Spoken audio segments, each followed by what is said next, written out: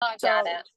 okay, so I told them to go on Zoom, but maybe somebody should monitor that because they're still going there. Appreciate you sharing that, Margareta. Well, good morning. Good morning. How are we all doing this morning?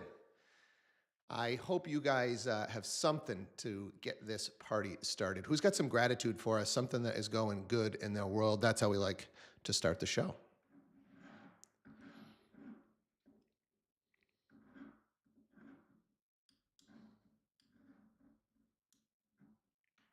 That good of your I'm lives are going I'm that well? Who's got something? I'm just grateful for the sunshine this morning. It's been kind of dreary around here, and the sun makes me happy, and I needed it. And I know that all you Florida people are like, "What is she talking about? We live in this," but it's very nice for us right now. the sunshine the sunshine is nice. I am a strict morning routine guy, and man, it just is different when you're getting up going to the gym and it is just pitch black out. So versus you get out of your house and that sunshine hits you, and I don't know, it just can motivate you and give you a little energy boost. So I'm with you, KB. I'm with you. um, who's got something going on one of their real estate deals, or something they came across that'd be a good share for this show? What'd you learn yesterday, or what are you struggling with?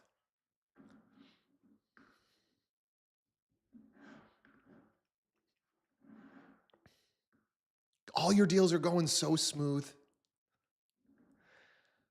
While you guys are thinking, I will share with you.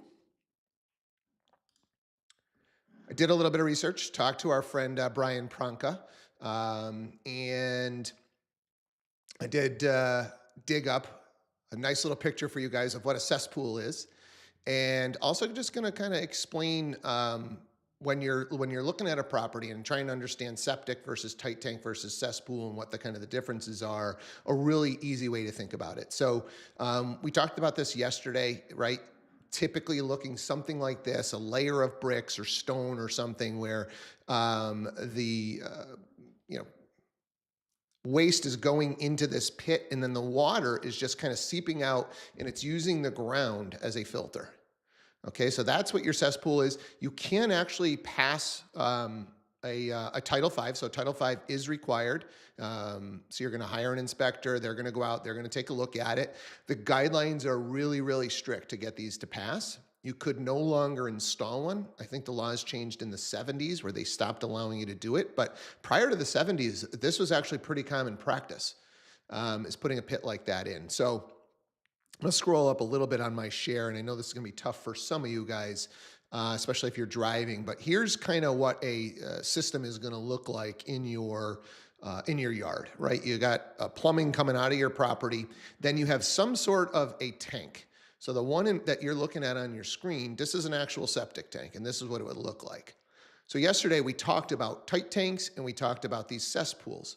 So basically, replace tight tank or cesspool with this section right here on the image, and that's where the system would end. So if there's a cesspool, right, you've got a round a pit right here with bricks, and it's going to filter everything down through out through the soil into the groundwater. And then if you're using a well, that's the water that you're going to be drinking, which obviously isn't a great situation, but it's better than nothing.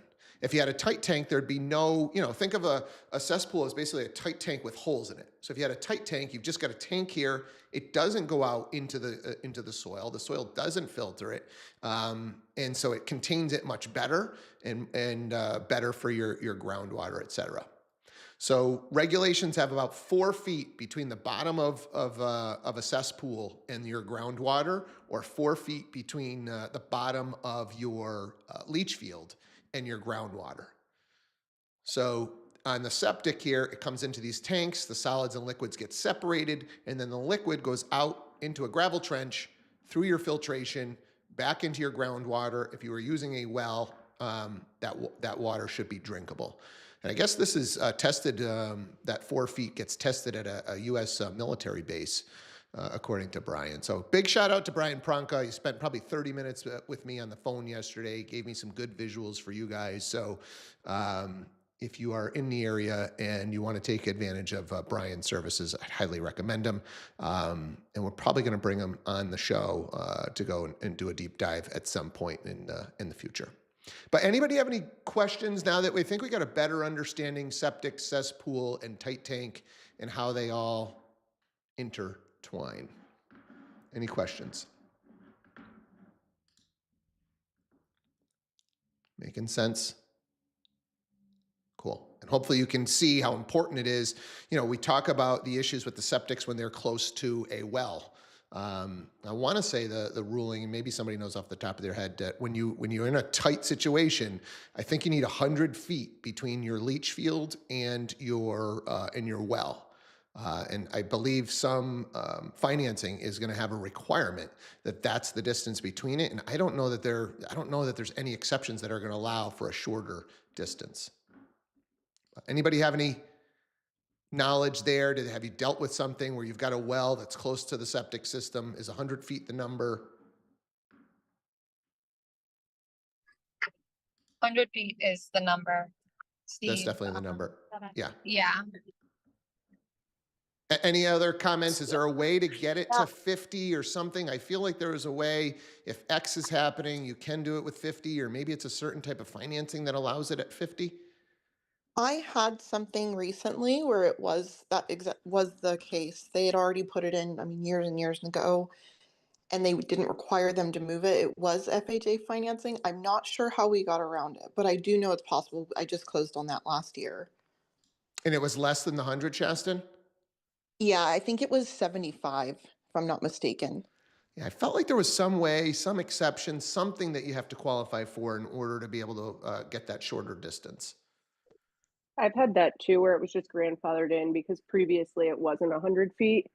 So if it was put in before that changed, it was, I don't think there was anything extra we had to do either. It was a while ago. I can't remember, but I don't remember doing anything specific. I think just because it was installed before the laws changed that it had to be 100 feet, we were good to go.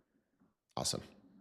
So I had one over the summer. It was 97 feet, so it was less than 100, and we had to do a water test, a pretty extensive water test, to prove that there was no issue with, any of the septic stuff getting into the well. So maybe that's what it is you've got to show via a water test. Because as you can see, when we were looking at that diagram, that's the real concern, is if you don't have enough separation between that leach field or that cesspool and your groundwater, you're drinking contaminated water. So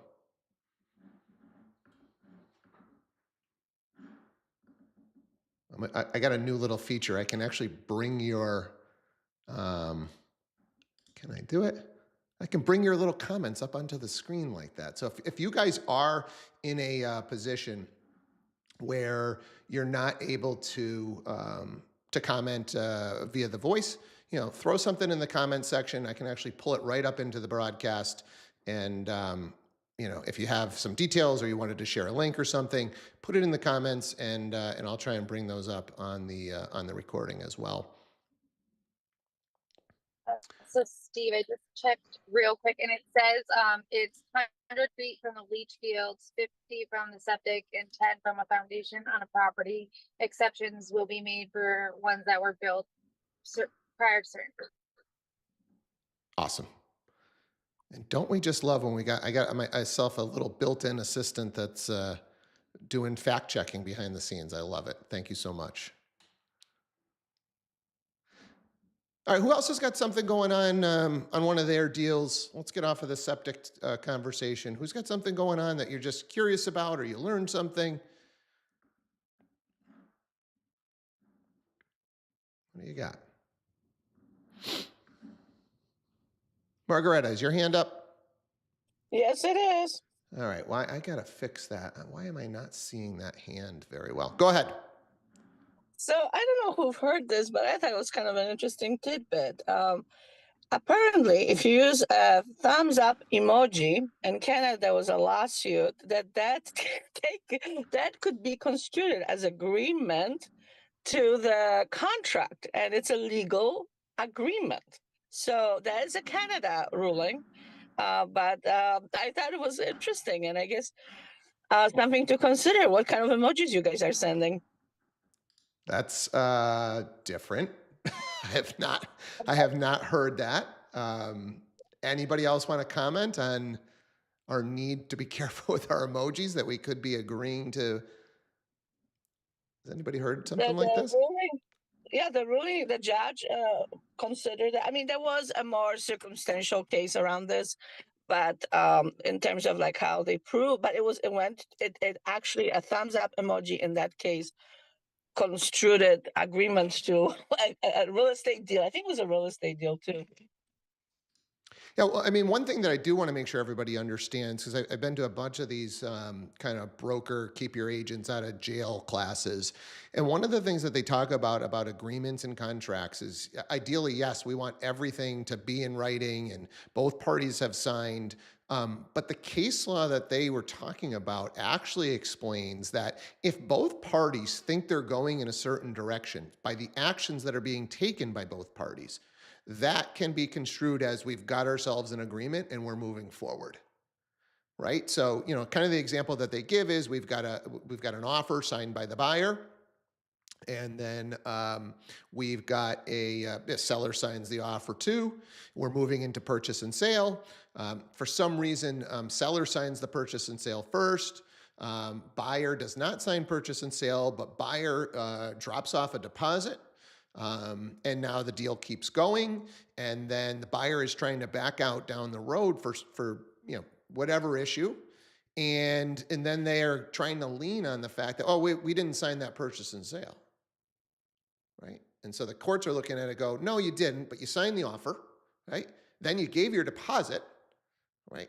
All parties here believe that you're moving forward. So just keep that in mind. It doesn't necessarily just go by letter of the law. I didn't sign that. I'm not committed to that. And obviously, there's a lot of different circumstances that are coming into play here. What other things? You went forward, you did your inspection, right? You ordered the appraisal. All of these things were happening. Yeah, you didn't sign that one doc, right? And maybe it's not even a purchase and sale. Maybe it's some other extension or something. But you were taking actions as if you're moving forward in the transaction, leading the other party to believe you want to move forward. And it's not just on the buy side, this could be on the seller side too. So I believe in contract law, they consider that offer, consideration, and fairness. So I think if you have those like three things, that makes it a legal contract. Yeah. So I think every jurisdiction is probably going to be a little bit different, and the laws, and especially the real estate laws, could be different in every state. But just keep in mind, if it acts like they're moving, it smells like they're moving forward, right? They're moving forward. So be careful when you're representing your clients. Who else has got something? Good share, Margareta. What else do we have out there?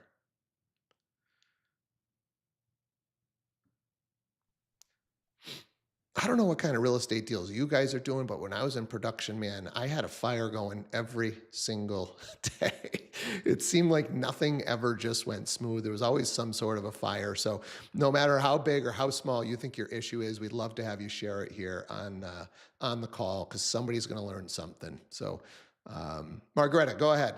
You had your coffee this morning. I love my coffee drinkers. Oh, yes. You got it. Plus, I always got something going on. It's just a question of piping it up. Listen, I am curious, and I know this might be a great question for tomorrow with the legal guys on. Financial guys on. But I am in the process of doing a cash loan deal. So I was wondering if anybody has had that experience, because it's like it's a deal on drugs. Because technically it's you can make an offer as a cash deal, but technically the finance company is buying the property for the buyer, then they're selling it back to the buyer. But it's a great option, to offer as a cash offer for the buyer. But then if you have like a double where they're selling their property, which is actually a great option as a loan for that kind of scenario, because it gives you a bit of a gap where, once they have a little bit of time to move into that new home and vacate the other home. But I guess it's just so many moving parts. I was wondering if anybody done that kind of deal and any advice around it, because I'm just starting this and my head is spinning. So Margaret, I just want to clarify here. You've got the buyer in this situation? Correct. So actually, they're buying a house and they're also selling their house. Right. And so there's a bunch of these services that have come up. I mean, it was done with hard money in the past, but now there are services specifically for this. Hey, you're in a difficult buyer's market. We want you to be able to write cash offers. I tell you what, we will write, you'll use our cash. We'll buy your house behind the scenes. We're going to buy it at a discount, right? They got to make money, right? But we will give you the cash. No, this is actually a loan. So it's through a regular lender.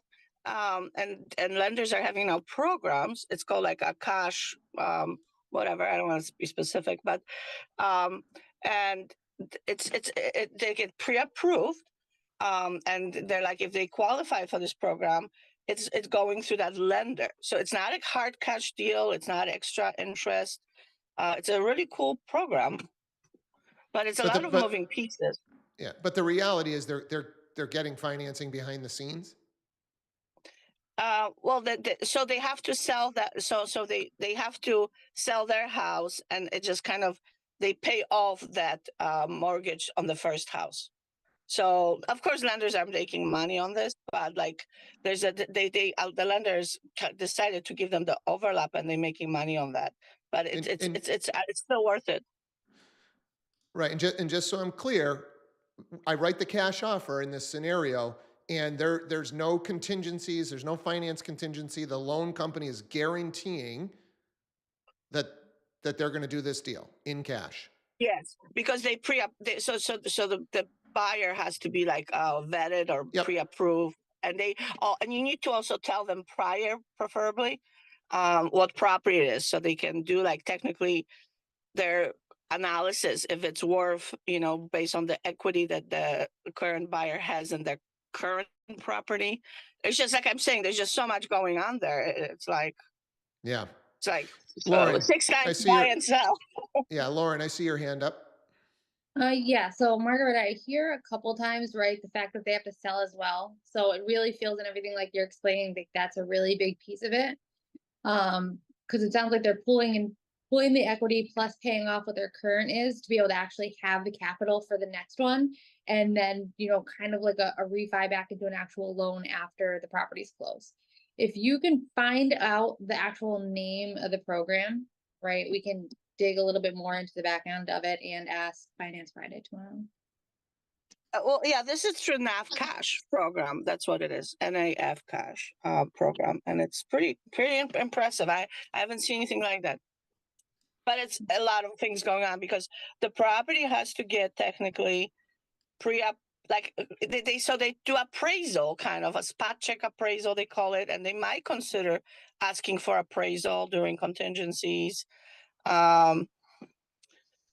It's just it's a lot of work for me. So Leslie, I see your comment. Are you in a position to chat? Have you done one of these?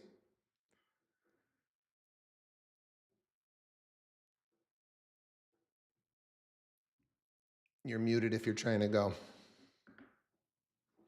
But Leslie had just put in the chat here that it's actually, I think she might not be on the Zoom call. I think she's watching on Facebook now that I understand how these comments come in. But she's talking about it's a cash for keys loan. And she said Annie Mac had a program like that. So yeah, interesting. Definitely, let's bring it up on the call tomorrow. So for those of you guys who haven't been on Fridays, we do a Finance Friday. We've got a preferred lender on here, and we'll definitely see if we can get to the bottom of this one. So great topic, Margareta. Thanks for bringing that one. Anybody else done something like this? So the program that I was thinking about it's a done deal. They come in, they make you an offer on your property. I can't think of it. If anybody knows the name and you could put it in the chat, that would be great. It's I think it's like Homeward or Homebound or something like that is one of the companies that does this. So, you got a $500,000 house. Maybe they're going to give you a $470,000 for it. So they're structuring that deal behind the scenes. You are now going to be able to offer cash on your next property. right? So you don't have to find a buyer or worry about finding a buyer for your property. They are going to buy it. They guarantee the buy. And now you can go and write cash, no home sale contingency or anything like that. So these are, if you absolutely know, hey, I want this property, I want to come in strong with my offer, and I don't mind losing a little bit of money on my house, these companies are really, really good for that. And then I believe some of them will still allow you, if you want, you can put it on the market afterwards. You could sell it afterwards. You don't have to sell to them. They're going to just turn around and sell it as well. So I think they can, some of these companies will partner with a real estate agent to then relist that property after they've purchased it. And hopefully, they're looking to make a little bit of money on it. So I don't know if anybody's been through one of those or used one of those services and you'd like to talk us through it. I know they exist, but I haven't personally. Lauren? Is your hand lagging? I found the quick info on the other one that Let's do Margareta it. was talking about. My research assistant, I love it.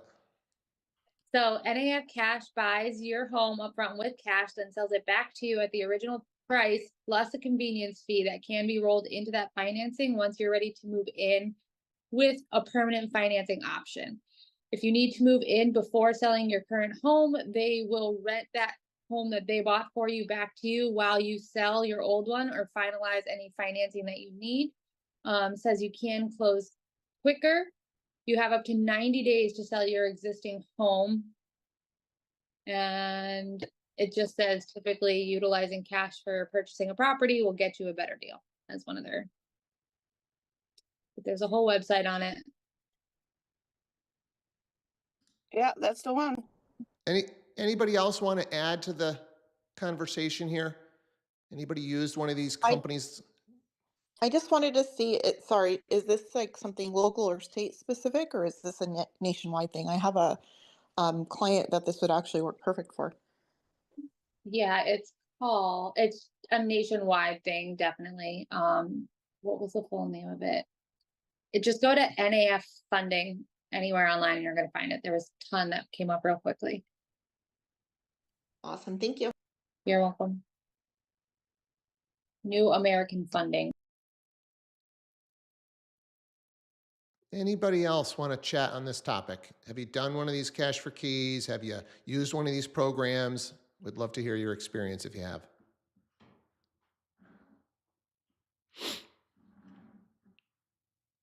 All right, we got time for one more topic. Somebody have something else going on that you want to share with the group?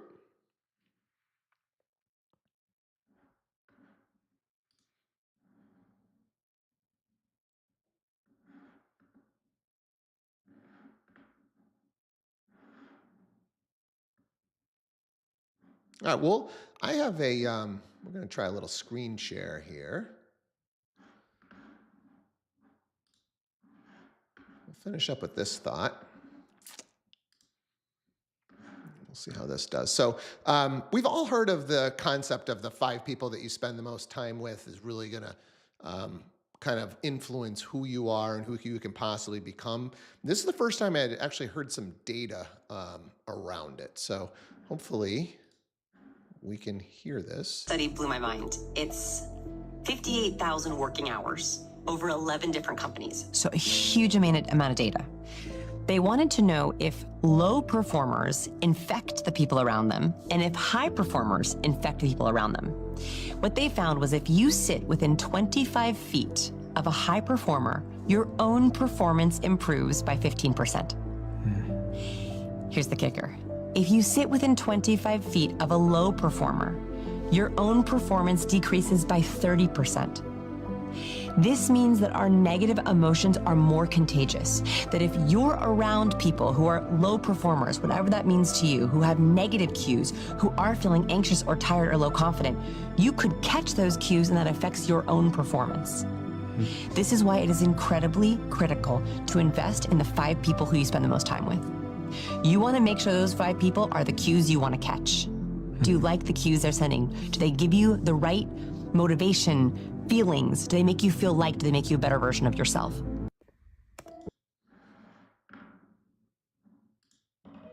So, what do we think? Has anybody seen any kind of data like this?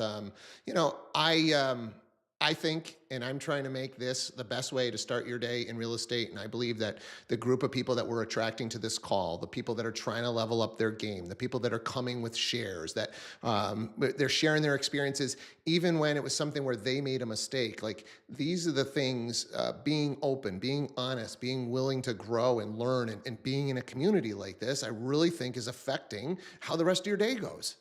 Right? I really, really do. And so I love when you guys are coming and you're being vulnerable. Those are some of our best shares that we get is, hey, you know what? I messed this up on my deal, right? I put my buyer in jeopardy. I didn't represent my seller in the best possible way. And I don't want this to happen to another agent. You know, when you're coming every morning and that's how you're starting your day, man, that is going to rub off on what's happening for the rest of the day. So, I think we'll wrap with that. Did anybody want to make a specific comment on it? Lauren, your hand was up again, or is that just lagging from before? Sorry, still just up. Get your hand down. All right, let's wrap like we always do. We'll go one more screen share. Just want to show you the calendar of training that we have available today. And kind of like I just said, take a training, learn something, come back tomorrow and share it with us. A couple of different options today. There's a new agent starter series that's available in the Real Agent Society. So this one here, in this mastermind discussed style class, take the greatest nonfiction business building books in the world, read them together, and ask important questions. So if you're somebody that loves to read, this would be an interesting class. This is like an ongoing thing, kind of like a book club for real estate agents and business builders. So pretty interesting stuff there. So lots of engagement. I'm still figuring out how to stream this thing and get everybody's comments in, so I appreciate you guys bearing with me on that stuff. If you're watching us on social media and you want to be able to join live and get involved in the call, we do that via Zoom, and you can get the links in my bio and everything like that. So appreciate you guys. Go crush your Thursdays, and we'll be back here tomorrow for Finance Friday. Take care. Thanks, Dave.